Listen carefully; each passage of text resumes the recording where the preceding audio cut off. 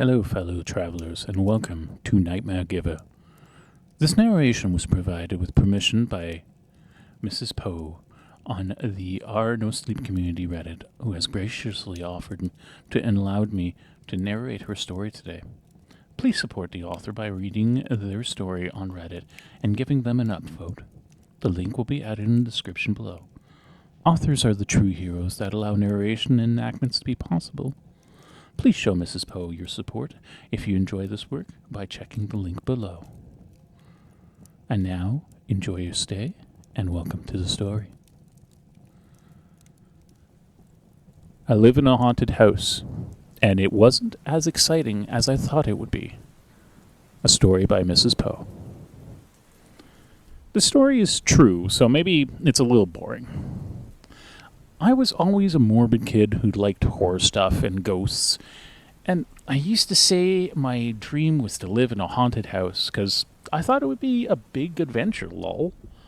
I was around 8 years old, and during my winter break, my mom decided we were going to move. Me, her, and my grandma. We found a house that was cheaper than the others, and we went for it. There were 2 floors, but the owner had separated them and rented them out individually. We took the downstairs floor. The staircase to the upstairs floor was in our front yard, but it was closed off with a gate and a for rent sign. Despite a few minor issues unloading the furniture, everything was fine.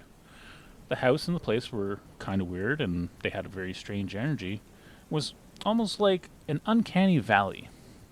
We had a neighbor who was just as weird, staring at us seriously and silently, which terrified my grandma. I didn't mind much because the street was pretty deserted, so I spent the whole day outside riding my bike.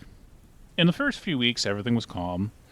As time went on, things got stranger. My mom would come home late at night, and my grandma and I would be left alone in the uncanny house. The house was extremely cold and dark, even with the sun, even with the lights. There was a suffocating feeling that hung over the rooms, without escape. It felt like there was a constant presence watching us. One night, as usual, everyone was asleep and I was still the only one awake, until from the top of the bedroom wall, through a gap in the hollow brickwork, here we call it Kogoba, that led somewhere in the house above, a yellow light came on. Then a radio started playing a song that's well known here, until it reached a certain part and the radio froze, repeating just one word over and over. Then a baby started crying, and a woman called out from someone, saying, "Go get the noodles for the kid." I heard all this until I fell asleep, thinking that instant noodles weren't exactly a healthy food for a baby. The next day, I went out to the patio, and to my surprise, I looked at the stairs, and the gate was still closed, and the for rent sign was still there. The house was empty. No lights, no sounds, no radio, no baby, no noodles. So where did all of it come from? It gets worse. The following night, everyone asleep, me awake again, the yellow light comes on again. I stare at the little holes in disbelief. It all happened again. The radio, the same song, repeating at the same parts, the baby crying, the woman, and the fucking noodles. I was in panic. If the house was empty, what the fuck was that? This went on for several nights, exactly the same way, no explanation. Almost all the dishes we had broke. When my granny went to serve the food, the plates would fall far away. She said it felt like a hard slap that would send whatever she was holding flying across the room.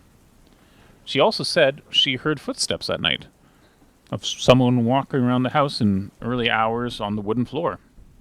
I only used the bathroom with the door open and talking to someone. For me, it was the worst room.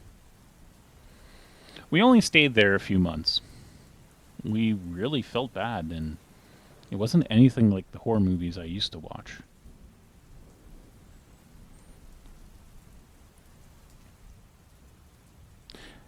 Thanks again for staying till the end.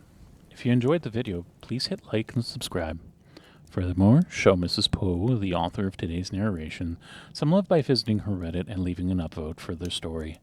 A big thank you to Mrs-Poe for allowing me to bring her story to life. Please support the authors of these narrations, as they are the real heroes. Without their words, there is no life to be filled. I am but a voice to their masterpieces, and like a tree, the authors are the roots that give the vibrance and foliage to what is seen.